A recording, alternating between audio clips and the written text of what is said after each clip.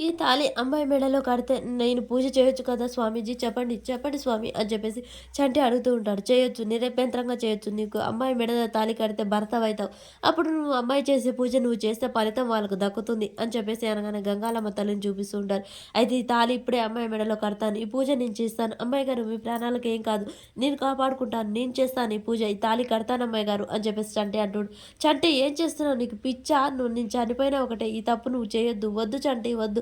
లేదు అమ్మాయి గారు, మీ ప్రాణాలు, అమ్మగారి ప్రాణాలు కాపాడుకోవడం ముఖ్యం. నాకు ఏమైనా పర్వాలేదు. నేను చచ్చిపోయినా ఒకటే. కానీ మీ ఇద్దరిని నేను కాపాడుకుంటాను. ఈ తాళి మీ మెడలో కడతాను అని చెప్పేసి ఇక చంటి అయితే బలవంతంగా సింధూర మెడలో 3 ముళ్ళు ఏస్తూ ఉంటాడు. సింధూర వద్దు వద్దు చంటి అని చెప్పేసి నెట్టేస్తూ ఉంటుంది. ఈలోపే అక్కడికి స్వామీజీ వచ్చి అక్కడ నిలబడి చూస్తూ ఉంటాడు. చంటి అయితే 3 ముళ్ళు వేయనే వేస్తాడు. సింధూర నెట్టేస్తూ ఉంటుంది. మరి చంటి పెళ్లి చేసుకున్నాక ఇక చెంచలమ్మ సింధూరని కాపాడుకోగలుగుతాడా? మరి వీళ్ళిద్దరిని చెంచలమ్మ అసలు ఒప్పుకుంటుందా? ఈ పెళ్లిని అసలు బయట పడుతుందా లేదా? ఇవన్నీ తెలియాలంటే మనకు రేపటి ఎపిసోడ్‌లో తెలుస్తుంది ఫ్రెండ్స్. మన వీడియో నచ్చినట్టయితే లైక్ చేయండి, షేర్ చేయండి, సబ్స్క్రైబ్ చేసుకోవడం మర్చిపోకండి. ఈ ఛానల్‌లో ఎంతో ఆదర అభిమానం చూపిస్తున్నారు ఫ్రెండ్స్. అలాగే మనకి ఇంకో ఛానల్ ఉంది, అశ్విని విలేజ్ లైఫ్. ఆ ఛానల్‌ని కూడా సబ్స్క్రైబ్ చేసుకోండి. అలాగే సపోర్ట్ చేయండి ఫ్రెండ్స్. మన వీడియోస్ అయితే ముందు ముందు మంచి మంచి వీడియోస్ చేస్తాను. అలాగే షార్ట్ వీడియోస్ ఉన్నాయి.